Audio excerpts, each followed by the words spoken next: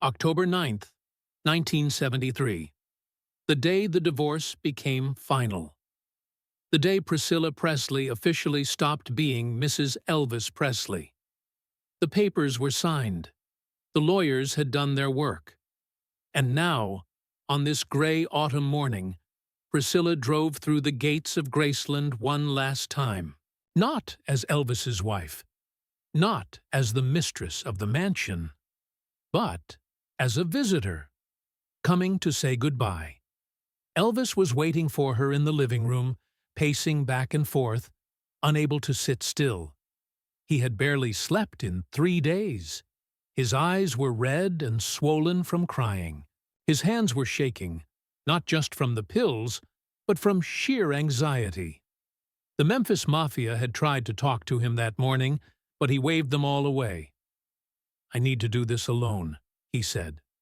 They understood. This wasn't business. This wasn't performance. This was personal. This was the end of the most important relationship of Elvis's life. When he heard her car pull up the driveway, he froze mid-step. For a moment, he considered running, just leaving through the back door and avoiding this entire conversation. But he couldn't. He owed her this. He owed himself this. So he stood there, in the middle of the living room, where they had celebrated birthdays and Christmases, where they had danced and laughed, where they had built a life together. And he waited, because he knew. This was it. This was the moment when everything he had been denying for the past year became real. Priscilla was leaving. And this time, she wasn't coming back. This is the story of the day Priscilla left Graceland. The conversation that broke Elvis's heart, and the door that closed on the only real love he ever had. By October 1973, Elvis and Priscilla had been separated for over a year. She had moved out of Graceland in January 1972, taking their 4-year-old daughter, Lisa Marie, with her. The separation had been painful, but not surprising. Their marriage had been crumbling for years. It started slowly. When they first got married in May 1967, everything seemed perfect. Priscilla had waited years for Elvis to make her his wife. She had been just 14 when they met in Germany in 1959. He was 24, already a superstar. For 8 years, she waited for him, lived with him at Graceland, shaped herself into the woman Elvis wanted her to be. And when he finally proposed, she thought all the waiting had been worth it. But marriage changed things. Elvis's controlling nature became suffocating. He dictated what she wore, how she styled her hair, who she could see, where she could go. He wanted her to be perfect, a living doll that existed only for him. And Priscilla tried. But by 1970, she was losing herself. Then there were the infidelities. Elvis had affairs constantly, with co-stars, with fans, with random women he met on tour. He didn't even try to hide it. The Memphis Mafia would brag about it, laughing about Elvis's conquests like it was some badge of honor. And Priscilla was expected to smile and pretend she didn't know. Pretend it didn't hurt. Pretend that being Mrs. Elvis Presley was enough. But it wasn't. Not anymore. Then there were the pills. By 1971, Elvis's prescription drug use had escalated beyond anything Priscilla could manage. His moods were unpredictable. 1 minute affectionate, the next paranoid and angry. Priscilla tried to help, but Elvis wouldn't admit he had a problem. All of it had pushed her away. But even after she left, even after she filed for divorce in August 1972, Elvis never really believed it was over. He thought she would come back. He thought if he just gave her some space, if he just proved he could change, she would return to Graceland. But she didn't. And now, 14 months later, the divorce was final. And Priscilla was coming to say goodbye. Elvis had been dreading this day for months. He had tried everything to stop it. He called Priscilla constantly, begging her to reconsider. He sent gifts, flowers, letters. He even offered to change, to go to therapy, to cut back on the pills, to be the husband she deserved. But Priscilla had made up her mind. She loved Elvis. She would always love Elvis. But she couldn't live with him anymore. The man she married had disappeared behind the fame, the drugs, and the entourage. And Priscilla needed to find herself. She needed to be more than just Elvis Presley's wife. So she said no. And Elvis, for the first time in his life, couldn't control the outcome. He couldn't charm his way out of this. He couldn't buy his way out of this. He couldn't perform his way out of this. Priscilla was leaving. And there was nothing he could do to stop her. When Priscilla arrived at Graceland that morning, she was nervous. She hadn't been back to the mansion since the separation.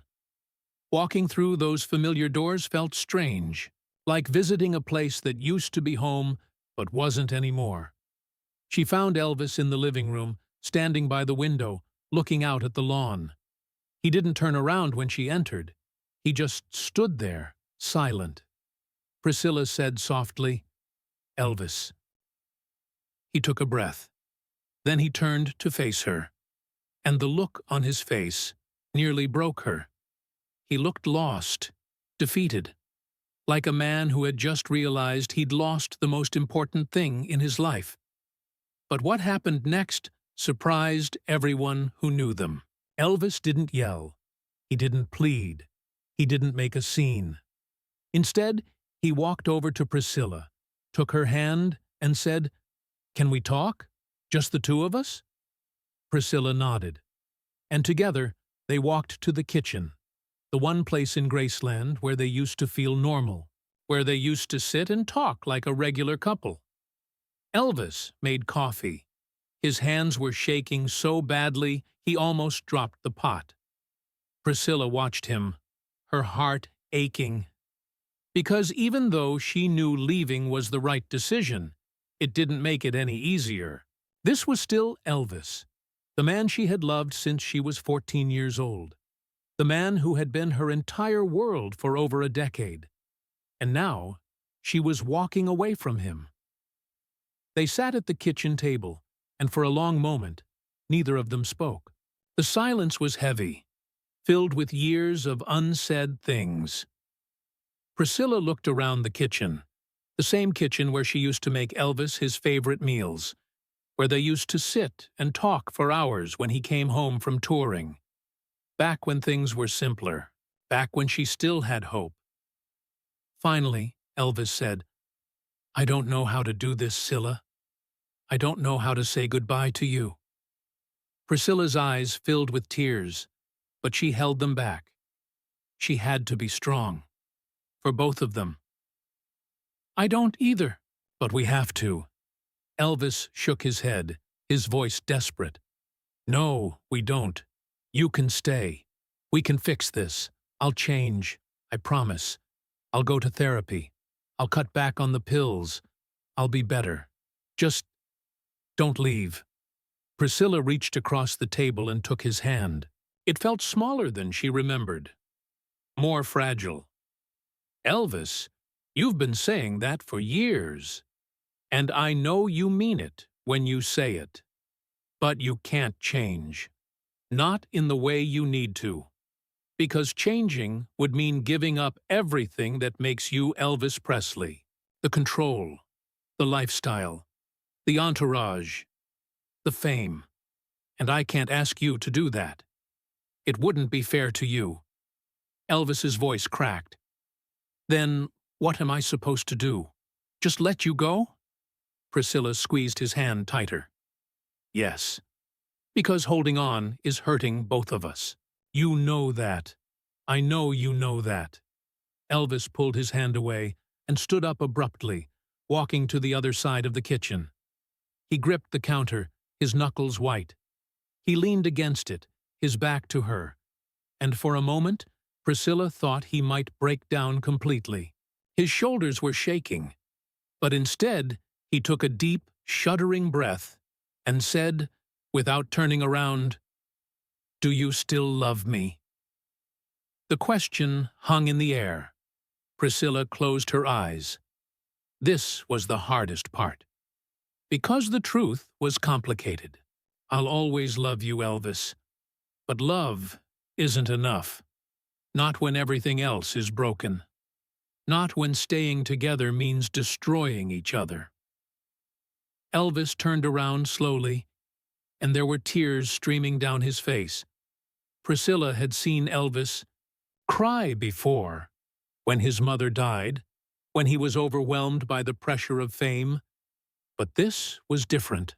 This was raw, unfiltered heartbreak. And this is where everything became heartbreakingly clear. Elvis turned around, and there were tears streaming down his face. "I ruined this, didn't I? I had you. I had everything, and I ruined it." Priscilla stood up and walked over to him. She put her hand on his cheek and said, "We both made mistakes, Elvis. But we can't fix this by staying together. We can only hurt each other more." Elvis closed his eyes, leaning into her touch. "I don't know how to be without you." Priscilla whispered, "You'll figure it out. You always do." But then Elvis said something that would haunt Priscilla for the rest of her life. He opened his eyes, looked directly at her, and said, "What if I don't? What if I can't figure it out? What if losing you is the thing that breaks me?" Priscilla didn't have an answer, because deep down she feared he might be right. Elvis had always been fragile beneath the bravado, and without her, without the stability she provided, she didn't know what would happen to him. But she also knew that staying wouldn't save him. It would only destroy her. Wait a minute. Don't miss this detail. The conversation in the kitchen lasted over 2 hours. They talked about everything. About how they met. About their wedding day. About Lisa Marie. About the good times and the bad times. They laughed. They cried. And they said all the things they had been too afraid to say during the marriage. Elvis admitted that he had been selfish, that he had taken Priscilla for granted, that he had expected her to live in his shadow and never complain. Priscilla admitted that she had stayed too long, that she had enabled his behavior by not standing up for herself sooner. They both acknowledged that they had loved each other the best they could, but it hadn't been enough. At one point, Elvis asked, "Do you think we'll ever be friends?" Priscilla thought about it. "I hope so. For Lisa Marie's sake, if nothing else." Elvis nodded. "I want that too. But right now, it hurts too much." The mention of Lisa Marie shifted something in the room. Elvis sat back down at the table, suddenly looking older, more defeated. "How is she, really?" Priscilla's expression softened. "She's okay. She misses you. She asks about you all the time." Elvis's face crumpled. "I miss her too. Every single day. It kills me that I don't wake up and see her anymore. That I'm not there for bedtime stories. That I'm missing her growing up." Priscilla reached for his hand again. "You can still see her, as much as you want. I would never keep her from you." "I know," Elvis said quietly. "But it's not the same. I wanted to be a real father, not a weekend dad, not the guy she visits at Graceland. I wanted to be there, every day, and I failed." "You didn't fail," Priscilla said firmly. "You're still her father, and she loves you more than anything.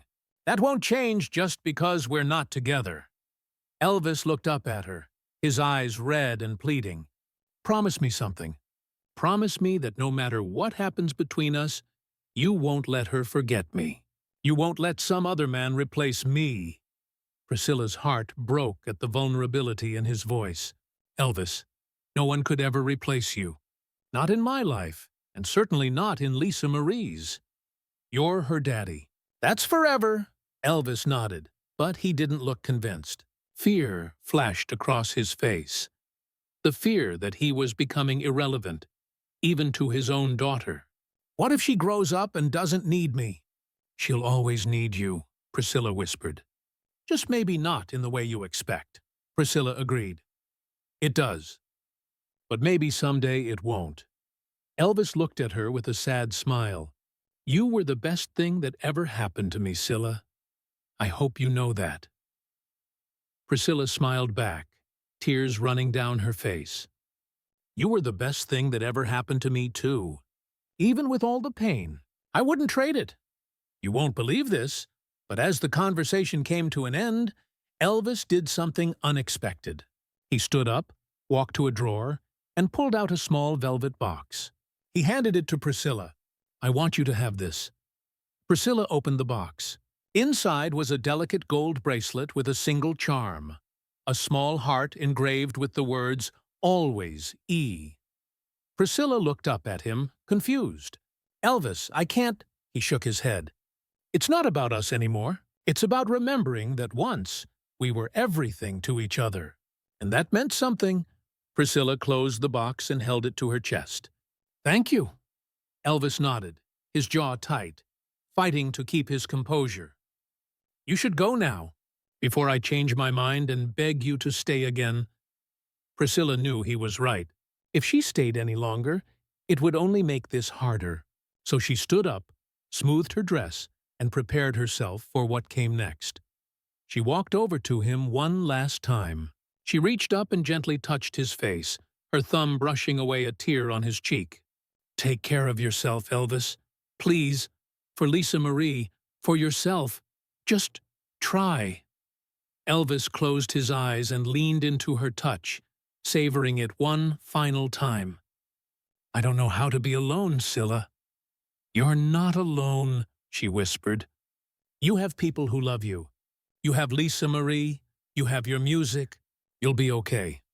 But even as she said the words, she wasn't sure she believed them, because she knew Elvis better than anyone.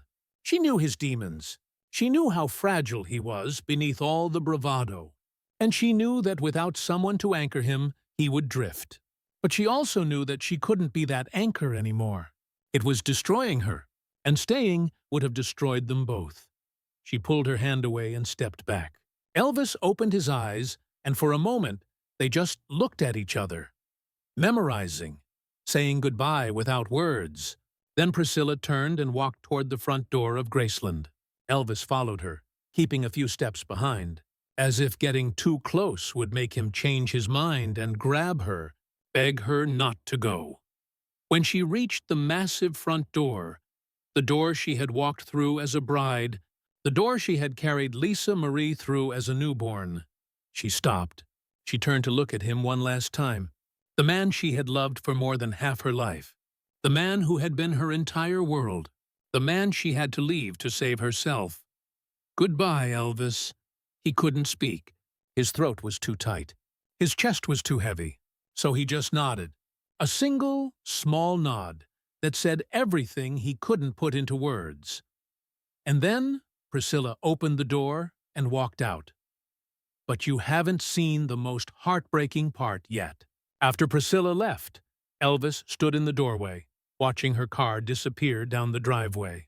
He stood there long after the car was gone, long after the sound of the engine had faded.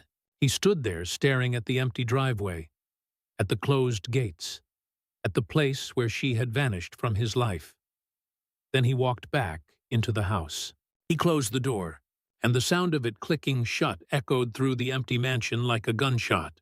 Elvis stood in the foyer for a moment, looking around at Graceland, the place that had been their home, the place where they had built a life together. And now it was just a house, empty, cold, a monument to something that was over. He went straight to his bedroom and locked the door. For the next 3 days, he didn't come out. He didn't eat. He barely slept. He just lay in bed, staring at the ceiling, replaying every moment of their relationship in his mind. The first time he saw her in Germany, the way she looked in her wedding dress, the day Lisa Marie was born, every fight, every laugh, every kiss, every moment, and he tortured himself with the what-ifs. What if he had been faithful? What if he had listened to her when she asked for more freedom? What if he had gotten sober? What if he had chosen her over fame? The Memphis Mafia tried to check on him, but he wouldn't let anyone in. Red West knocked on the door multiple times. "You gotta eat something. You gotta come out." But Elvis didn't respond. He was drowning in grief, and there was nothing anyone could do to pull him out. On the fourth day, Elvis finally emerged. He walked into the living room where Joe Esposito was waiting. Joe stood up, relieved to see him, but worried about what he saw. Elvis looked like a ghost. His eyes were hollow. His face was pale. He had lost weight. Not eating for 3 days will do that. And when he spoke, his voice was flat, emotionless. "I want to go on tour," Elvis said. "Book as many shows as you can." "I don't want to be here," Joe hesitated. "Elvis, maybe you should take some time." "Process this." Elvis's eyes flashed with anger. "I don't want to process it. I want to work. So book the shows." And that's what happened. Elvis threw himself into performing. City after city. Show after show. He was running. Running from the pain. Running from the emptiness. Running from the reality that the love of his life was gone. Joe Esposito, Elvis's road manager and close friend, later said that October 9, 1973, was the day Elvis gave up on happiness. Before that day, there was always hope, Joe said. Hope that Priscilla would come back. Hope that they could fix things. But after she left, that hope died, and Elvis was never the same. Joe also said that Elvis talked about Priscilla constantly in the months and years that followed. He'd bring her up in random conversations. He'd wonder out loud what she was doing, who she was with, if she was happy. It was like he couldn't let go, even though he knew he had to.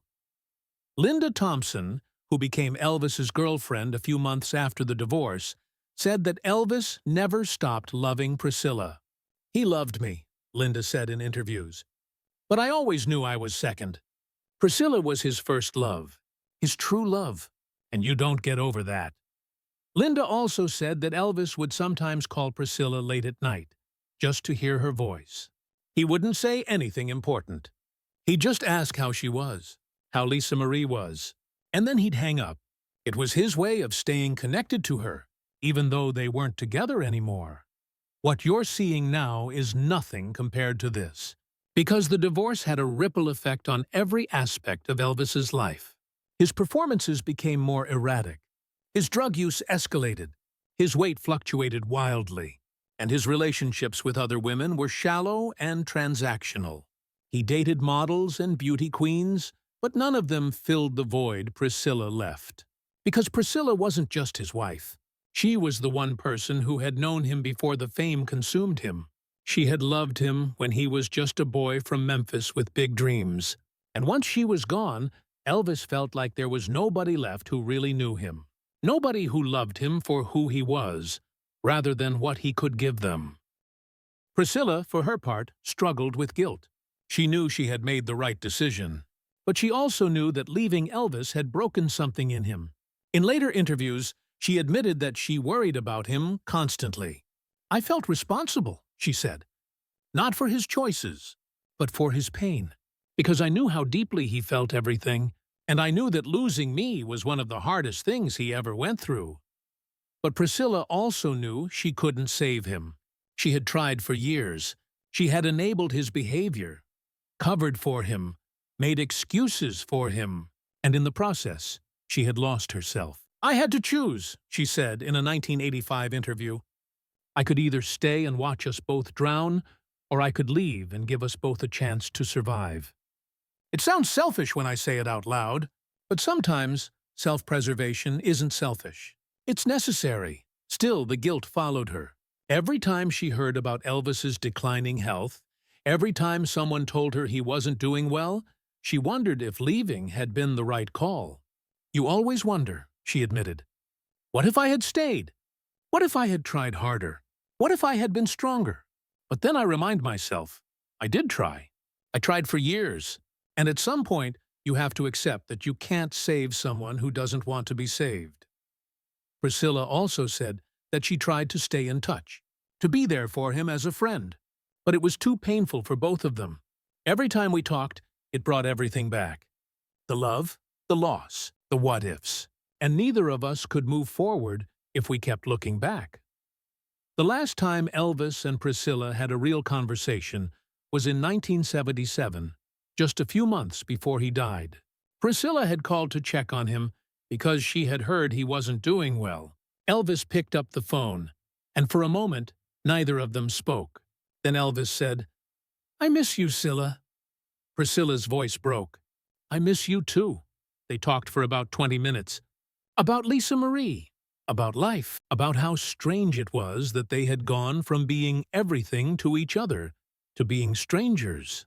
And before they hung up, Elvis said, "I'm sorry I wasn't the husband you deserved."